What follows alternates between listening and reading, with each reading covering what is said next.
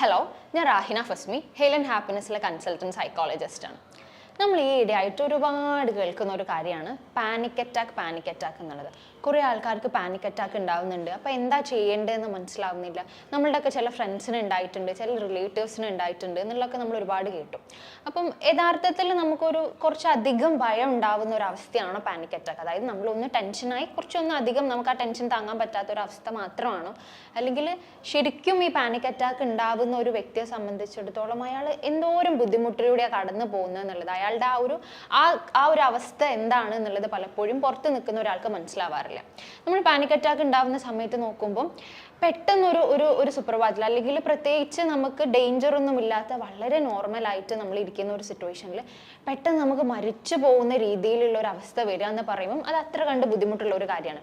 അതായത് നമുക്കൊരു heart attack ഒരു വ്യക്തിക്ക് ഉണ്ടാവുമ്പം എങ്ങനെയാണോ ഉണ്ടാവുന്നത്, അതായത് നെഞ്ചിലൊക്കെ ഭയങ്കരമായിട്ട് വേദന ഉണ്ടായിട്ട് ശരിക്കും ഞാനിപ്പം ഈ ഒരു നിമിഷത്തിൽ ഞാൻ അങ്ങോട്ട് മരിച്ചു പോയി എന്ന് തോന്നുന്ന വിധത്തിൽ ആയിരിക്കും ഒരു പാനിക് അറ്റാക്ക് ഉണ്ടാവുമ്പോൾ അതിൻ്റെ ലക്ഷണങ്ങളും കാര്യങ്ങളൊക്കെ വരുന്നുണ്ടാവുക എന്നുള്ളതാണ്.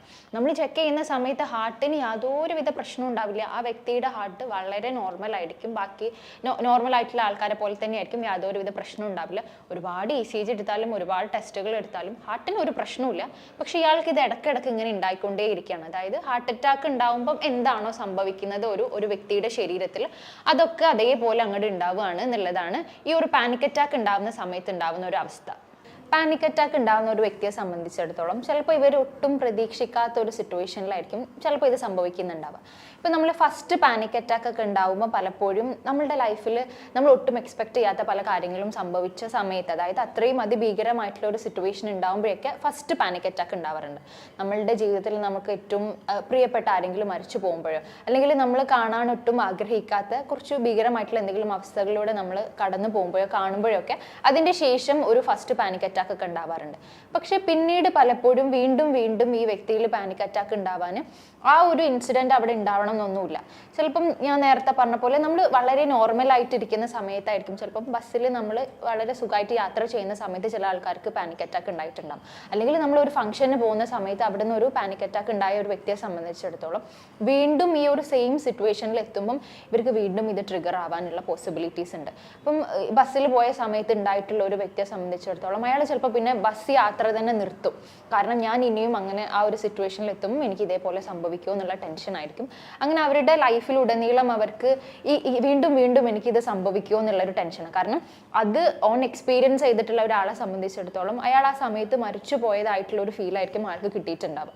ചില സൈക്കോളജിക്കൽ ഡിസോർഡേഴ്സിൻ്റെ കൂടെ പാനിക് അറ്റാക്ക് പലപ്പോഴും കണ്ടുവരാറുണ്ട്. ഇപ്പം നമ്മളൊരു എക്സാമ്പിൾ പറയുകയാണെന്നുണ്ടെങ്കിൽ സോഷ്യൽ ആങ്സൈറ്റി എടുക്കാം. വളരെ കോമൺ ആയിട്ട് ഒരുപാട് ആളുകൾ എക്സ്പീരിയൻസ് ചെയ്യുന്ന ഒരു കാര്യമാണ് സോഷ്യൽ ആങ്സൈറ്റി. അതായത് ഒരു സമൂഹത്തിലോട്ട് ഇറങ്ങുമ്പം സംസാരിക്കാൻ പറ്റാണ്ടാവുക, കുറച്ച് ആളുകളെടുത്ത് മുഖത്ത് നോക്കി സംസാരിക്കാൻ പറ്റാത്തൊരവസ്ഥ, കുറച്ച് ആളുകൾ കൂടി കഴിഞ്ഞ് കഴിഞ്ഞാൽ ഭയങ്കര വെപ്രാളം ഉണ്ടാവുക, അറിയായിരിക്കും കാര്യങ്ങൾ എങ്ങനെ സംസാരിക്കാം എന്ന് അറിയായിരിക്കും, അല്ലെങ്കിൽ ഒരു പ്രസൻറ്റേഷന് പോകുന്ന സമയത്ത് നന്നായിട്ട് കാര്യങ്ങൾ പഠിച്ചിട്ടുണ്ടാവും പക്ഷേ ചെയ്യാൻ പറ്റുന്നില്ല.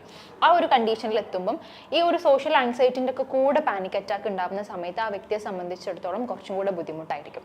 അയാൾക്ക് ഇതേപോലെ സിറ്റുവേഷൻ, അതായത് ആ ഒരു സിറ്റുവേഷനിലുള്ള ബുദ്ധിമുട്ട് അതിഭീകരമായിട്ട് കൂടി ആ ഒരു ഭയം എന്നുള്ളത് അതിൻ്റെ ഒരു തീവ്രതയിലെത്തി അതൊരു ശാരീരികപരമായിട്ടുള്ള ഒരുപാട് മാറ്റങ്ങളിലോട്ട് എത്തുമ്പോഴാണ് ഇവർക്ക് എനിക്ക് ഹാർട്ട് അറ്റാക്ക് ഒക്കെ വന്നു, ഞാൻ മരിച്ചു പോവാണ് എന്നുള്ളൊരു തോന്നലിലോട്ട് എത്തുക. നമ്മൾ പാനിക് അറ്റാക്കിൻ്റെ ലക്ഷണങ്ങളൊക്കെ നോക്കുന്ന സമയത്ത് ഹാർട്ട് അറ്റാക്കിന് വളരെ സിമിലർ ആയിട്ടുള്ള രീതിയിലാണ് പലപ്പോഴും ഉണ്ടാവാറുള്ളത്. ഏറ്റവും കൂടുതൽ ഇവർക്ക് ഉണ്ടാവുക ഇവരുടെ ശരീരം അങ്ങോട്ട് നിലച്ചു പോയ പോലെയൊക്കെ തോന്നും. പിന്നെ ഒരുപാട് അങ്ങോട്ട് ഹാർട്ട് ബീറ്റ് ഭയങ്കരമായിട്ട് പാൽപിറ്റേഷൻ, ഹാർട്ട് ബീറ്റ് വളരെ ഉയർന്ന് അതങ്ങനെ അടിച്ചുകൊണ്ടിരിക്കുക. പിന്നെ ശരീരം മൊത്തം അങ്ങോട്ട് വിയർക്കുന്ന ഒരു അവസ്ഥയുണ്ടാവും. ചില ആൾക്കാർ ഒരുപാട് വിയർക്കും. പിന്നെ ചില ആളുകളിൽ കാണുന്ന ഒരു കാര്യമാണ് അവരുടെ ശരീരത്തിലൂടെയൊക്കെ ഇങ്ങനെ സൂചി കുത്തുന്ന പോലെ പുറത്തൊക്കെ ഇങ്ങനെ കുത്തുന്ന പോലെയുള്ള ഫീല് വരാം. ചില ആളുകൾക്ക് ശരീരം മൊത്തം ഒരു തണുപ്പ് കയറുന്ന പോലെ അല്ലെങ്കിൽ ഒരു ഹീറ്റിംഗ് സെൻസേഷൻ, ഭയങ്കര ചൂട് കയറുന്ന പോലെയൊക്കെ പല ആളുകളിലും പല രീതിയിലുള്ള സിംറ്റംസ് നമ്മൾ കാണാറുണ്ട്. ചില ആളുകൾ ഒരുപാട് അങ്ങോട്ട് കരയും. കാരണം അവർക്ക് എനിക്ക് എന്താ സംഭവിക്കുന്നതെന്ന് അവർക്ക് മനസ്സിലാകുന്നില്ല. ഞാൻ മരിച്ചു പോവാണ് എന്നുള്ളൊരു തോന്നലിൻ്റെ കൂടെ എന്താണ് പെട്ടെന്ന് എനിക്ക് ഇങ്ങനെ ഉണ്ടായിട്ടുള്ളത് എന്നുള്ളൊരു വെപ്രാളം കാരണം ഒരുപാട് കരയുന്ന ആൾക്കാരുണ്ടാവും. ചില ആൾക്കാർക്ക് വയറ്റിലൊക്കെ ഭയങ്കര ബുദ്ധിമുട്ട്, ഛർദ്ദിക്കാൻ വരുന്ന പോലെ, മൊത്തത്തിൽ നമുക്ക് എന്താ നടക്കുന്നതെന്ന് മനസ്സിലാവാറില്ല. അപ്പോൾ പലപ്പോഴും ഇത് പുറത്തുനിന്ന് ഒരു വ്യക്തി കാണുമ്പം അവർക്കിത് ഹാർട്ട് അറ്റാക്ക് ആയിട്ടാണ് പലപ്പോഴും തോന്നാറുള്ളത്. അപ്പം ഓട്ടോമാറ്റിക്കലി നമ്മൾ ഹോസ്പിറ്റലിൽ കൊണ്ടുപോകും, ECG എടുക്കും, നമ്മളിപ്പോൾ ഒരു നോർമൽ സിറ്റുവേഷൻ നമ്മളൊന്ന് ഇമേജിൻ ചെയ്യുന്ന സമയത്ത് ചിലപ്പം നമ്മളെല്ലാവരും ഫ്രണ്ട്സിൻ്റെ കൂടെ വളരെ നോർമലായിട്ട് ഇരിക്കുക, അല്ലെങ്കിൽ വീട്ടിലെല്ലാവരും ഭയങ്കര കൂളായിട്ട് ഇരിക്കുന്ന ഒരു സമയത്ത് പെട്ടെന്ന് നമ്മളുടെ കൂട്ടത്തിലുള്ള ഒരാൾക്ക് ഇങ്ങനെ വരുന്ന സമയത്ത് ഓട്ടോമാറ്റിക്കലി നമ്മൾ എന്താ വിചാരിക്കുക, ഇയാൾക്ക് എന്തോ ഫിസിക്കലി ഇയാൾക്ക് എന്തോ പ്രശ്നമുണ്ട്. അപ്പോൾ നമ്മൾ ഓട്ടോമാറ്റിക്കലി ഹാർട്ട് അറ്റാക്കിൻ്റെ പോലെയുള്ള സിംറ്റംസ് ഒക്കെ കാണുമ്പോൾ നമ്മൾ ഹോസ്പിറ്റലിലാണ് കൊണ്ടുപോകുക. പക്ഷെ അവിടുന്ന് ചെക്കപ്പ് ഒന്നും ചെയ്യുമ്പം ഇയാൾക്ക് പ്രത്യേകിച്ച് ഹാർട്ട് രീതിയിലുള്ള ഒരു പ്രശ്നം കാണുന്നുണ്ടാവില്ല. അപ്പം നമ്മൾ ഇത് പാനിക് അറ്റാക്ക് ആണ് ഇയാൾക്ക് ഉണ്ടായിട്ടുള്ളത് എന്നുള്ളത് ഫസ്റ്റിൽ നമുക്ക് മനസ്സിലാവില്ല. കാരണം നമുക്കതൊരു ഫിസിഷ്യനെ കൊണ്ട് അയാൾക്ക് ശാരീരികപരമായിട്ട് വേറെ പ്രശ്നങ്ങളൊന്നുമില്ല, അതായത് ഹാർട്ട് റിലേറ്റഡ് ആയിട്ട് അയാൾക്ക് വേറെ ഇഷ്യൂസ് ഒന്നും ഇല്ല എന്ന് മനസ്സിലാക്കണം. പിന്നെയാണ് നമുക്ക് ഇതിൻ്റെ പിന്നിലുള്ളത് ഒരു സൈക്കോളജിക്കൽ കോഴ്സാണ്, ഇയാൾക്കൊരു ഇമോഷണൽ ഡിസ്റ്റർബൻസസ് ഉണ്ട് എന്നുള്ളത് മനസ്സിലാക്കാൻ പറ്റുള്ളൂ. അപ്പോൾ നമ്മൾ ഈ ഒരു പാനിക് അറ്റാക്കുള്ള വ്യക്തിയെ സംബന്ധിച്ചിടത്തോളം ഇവർക്ക് ഉണ്ടാകുന്ന ഏറ്റവും കൂടുതലുള്ള ബുദ്ധിമുട്ട് എന്താ വെച്ച് കഴിഞ്ഞാൽ, ഇവർക്ക് ഈ ശരീരത്തിൽ ചെറിയ രീതിയിലുള്ള മാറ്റം കാണുമ്പോഴത്തേക്കും ഇവർ ടെൻഷൻ ആവാൻ തുടങ്ങും. ചെറിയ രീതിയിൽ ഹാർട്ട് ബീറ്റ് കൂടുമ്പോഴത്തേക്കും ഇവർക്ക് തോന്നും എനിക്ക് മുന്നേ ഉണ്ടായിട്ടുള്ള അതേ എക്സ്പീരിയൻസ് ഉണ്ടാകാൻ പോവാണ്, എനിക്ക് അത് ഇനി താങ്ങാൻ പറ്റില്ല, ഞാൻ ആ സമയത്ത് മരിച്ചു പോകുന്ന പോലെ തോന്നിയപ്പോൾ എനിക്ക് വീണ്ടും ഉണ്ടാവും എന്നുള്ള ടെൻഷൻ ഉണ്ടാവും. അപ്പോൾ എപ്പോഴും ഇവരുടെ ബോഡിയിൽ എന്തെങ്കിലും മാറ്റങ്ങൾ ഉണ്ടാവുന്നുണ്ടോ എന്നുള്ളത് എപ്പോഴും ഇങ്ങനെ ഭയങ്കരമായിട്ട് നോക്കിക്കൊണ്ടേയിരിക്കും.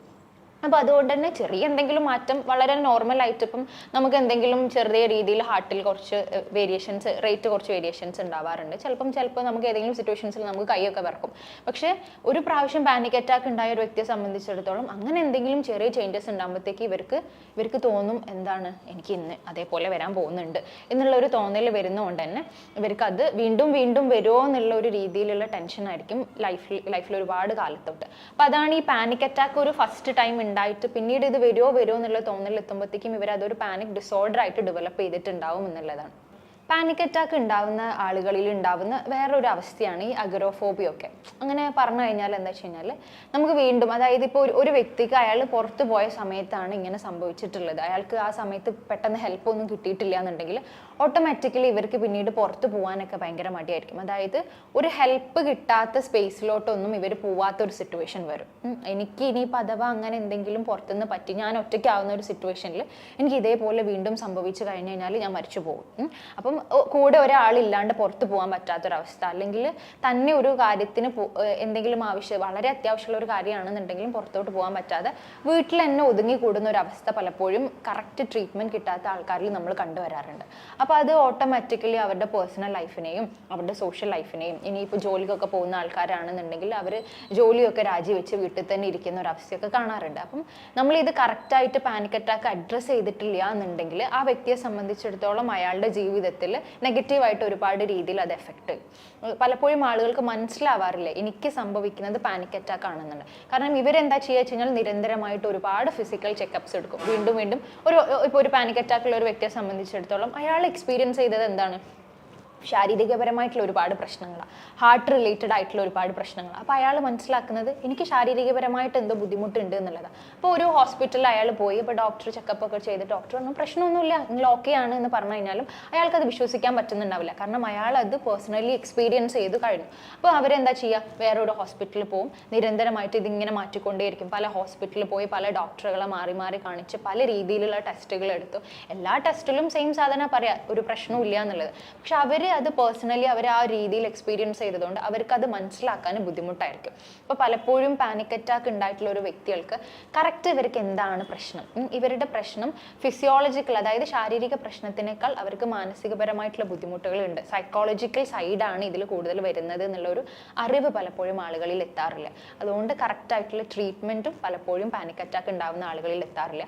അതങ്ങനെ ഊർജിച്ച് അതൊരു പാനിക് ഡിസോർഡർ ആയിട്ടും അതിൽ നിന്ന് അഗ്രോഫോബിയ ഒക്കെ ആയിട്ട് സിറ്റുവേഷൻ കുറച്ചും കൂടി മോശമായിട്ടുള്ള രീതിയിലോട്ടാണ് എത്തുക. അവർ ജീവിതത്തിൽ പിന്നീട് ഒരു കാര്യം ചെയ്യാൻ പറ്റാത്ത അവസ്ഥയിൽ ചിലപ്പോൾ കൂടെയുള്ള ആൾക്കാർ പോലും മനസ്സിലാക്കണം എന്നില്ല. വീട്ടിലുള്ള ആൾക്കാർ പലപ്പോഴും നമ്മളെ അടുത്തൊക്കെ വരുന്ന ക്ലയൻസ് പറയുന്ന ഒരു കാര്യമാണ്, ഞാനിത് വീട്ടിൽ പറയുമ്പം അവർക്ക് അത് മനസ്സിലാവുന്നില്ല. കാരണം അവർ ടെസ്റ്റ് ചെയ്ത് റിപ്പോർട്ട് കിട്ടുമ്പോൾ അവർക്ക് എന്താ പ്രശ്നമില്ല, ആൾക്ക് പ്രശ്നമില്ല, അപ്പം നീ അഭിനയിക്കുകയല്ലേ എന്നുള്ള രീതിയിലൊക്കെ പറയാറുണ്ട് എന്നുള്ളതൊക്കെ ഒരുപാട് ആൾക്കാർ പറയാറുണ്ട്. അപ്പം അവർ എക്സ്പീരിയൻസ് ചെയ്യുന്ന സാധനം അവർക്ക് പറഞ്ഞു കൊടുക്കാനും പറ്റുന്നില്ല, ചുറ്റിലുള്ള ആൾക്കാർ അത് മനസ്സിലാക്കണില്ല എന്ന് കൂടെ ചെയ്യുമ്പം അത് അത്രയും ബുദ്ധിമുട്ടുള്ള ഒരു അവസ്ഥയായിരിക്കും. അപ്പോൾ കറക്റ്റായിട്ട് ഇതെന്താണ് എനിക്ക് സംഭവിക്കുന്നത്, ഞാൻ ഇതിന് എവിടെയാണ് ട്രീറ്റ്മെൻറ്റ് എടുക്കേണ്ടത്, എനിക്ക് ഒറ്റയ്ക്ക് ഇത് ഡീൽ ചെയ്യാൻ പറ്റുന്നില്ല എന്നുണ്ടെങ്കിൽ ഞാനൊരു സൈക്കോളജിസ്റ്റിന്റെ അസിസ്റ്റൻസ് എടുക്കണം എന്നുള്ള ഒരു അറിവ് പലപ്പോഴും ആളുകളിലോട്ട് എത്താറില്ല എന്നുള്ളതാണ്. അപ്പോൾ ഞാൻ നേരത്തെ പറഞ്ഞതിൽ നിന്ന് നിങ്ങൾക്ക് മനസ്സിലായിട്ടുണ്ടാവും, ഇങ്ങനെയുള്ള സിറ്റുവേഷൻസ് ഉണ്ടാകുന്ന സമയത്ത് ഇവർക്കൊരു ഹെൽപ്പ് ആവശ്യമുണ്ട്. അവർക്ക് തന്നെ അത് ഡീൽ ചെയ്യാൻ പറ്റുന്നില്ല. അവർ ഏത് അവസ്ഥയിലൂടെയാണ് കടന്നു പോകുന്നത്, എന്തുകൊണ്ടാണ് എനിക്കിത് വീണ്ടും വീണ്ടും വരുമോ എന്നുള്ള തോന്നലുകൾ എന്നെ അലട്ടിക്കൊണ്ടിരിക്കുന്നുള്ളത് മനസ്സിലാവാത്ത ഒരു സമയത്ത് ഇവർക്കൊരു അസിസ്റ്റൻസ് ആവശ്യമുണ്ട്. ഇവർക്കൊരു സൈക്കോളജിസ്റ്റിന് അസിസ്റ്റൻസ് ആവശ്യമുണ്ടാകും. അപ്പം ഇങ്ങനെ നിങ്ങൾക്കോ അല്ലെങ്കിൽ നിങ്ങളുടെ ചുറ്റിലുള്ള ആർക്കെങ്കിലും ഇങ്ങനെയുള്ള എക്സ്പീരിയൻസസ് ഉണ്ടായിട്ടുണ്ട് എന്നുണ്ടെങ്കിൽ കറക്റ്റായിട്ട് ട്രീറ്റ്മെൻറ്റ് എടുക്കുക. കാരണം അത് നമ്മൾ മുന്നോട്ട് വീണ്ടും വീണ്ടും കൊണ്ടുപോകുന്തോറും അത് നമ്മളുടെ ലൈഫിനെ ബാധിച്ചു തുടങ്ങും. ഓൾറെഡി ബാധിച്ചിട്ടുണ്ടാകും, പക്ഷെ അത് വളരെ മോശമായിട്ടുള്ള രീതിയിലുള്ള ഒരു സ്റ്റേജിലോട്ട് എത്തുന്നതിൻ്റെ മുന്നേ നമ്മൾ ആപ്റ്റായിട്ടുള്ള ഒരു അസിസ്റ്റൻസ് എടുക്കുക എന്നുള്ളതാണ് നമുക്ക് നമ്മളോട് തന്നെ ചെയ്യാൻ പറ്റുന്ന ഏറ്റവും വലിയ കാര്യം. വേറൊരു വീഡിയോയുമായിട്ട് നമുക്ക് വീണ്ടും കാണാം. താങ്ക്